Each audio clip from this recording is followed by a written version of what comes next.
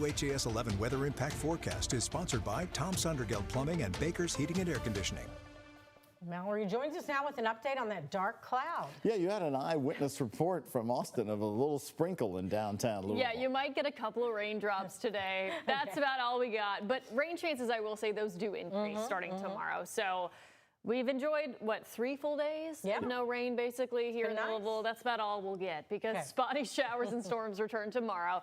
Very hit or miss, very summer-like, kind of your typical pop-up storm chance that we get in the summertime. And then a greater coverage of showers and storms will return Friday into Saturday. That will be the peak this week. Still kind of your afternoon and evening setup there. So drier in the mornings, late evenings, and overnights. And then during the heat of the day, you'll see that greater coverage of shower and storm activity. And of course, the big weather story nationwide, to be honest, there's a lot going on. There's high heat, there's flooding in Texas, and then there's very thick wildfire smoke that is really impacting air quality from Minneapolis over to New York. And the worst of it is Minnesota, Wisconsin, Michigan, down to Chicago. You're seeing the purples on the map here. That is very unhealthy to what's considered hazardous.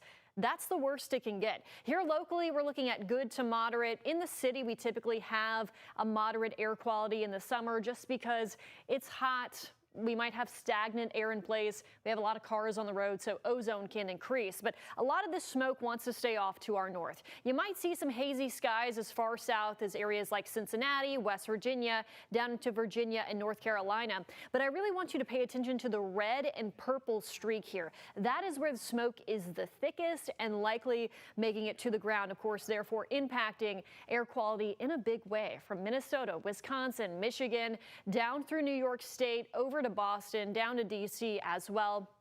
So this is really going to be something that we monitor, though the worst of it does look to stay to our north and northeast just due to where the upper level pattern is due to the ridge of high pressure. Here at home, once again, rain chances, they do return tomorrow, but they will be spotty tomorrow afternoon and evening, 20 to 30% chance, favoring areas especially west of I-65. We are up to a 60% chance on Friday, 40% on Saturday. Sunday, this starts to push down to the south. Monday looking mostly dry, and then we have one more front swinging through by Tuesday. So satellite and radar here, primarily just seeing puffy fair weather clouds because of the heat and humidity. Can't rule out a couple of sprinkles from time to time, but better chance for a shower storm really favoring those areas off to the south and west of our viewing area for the rest of this evening. Your hour by hour futurecast, temperatures are right around 90 degrees. We'll cool throughout the 80s, eventually the 70s again overnight. So a warmer starting off point.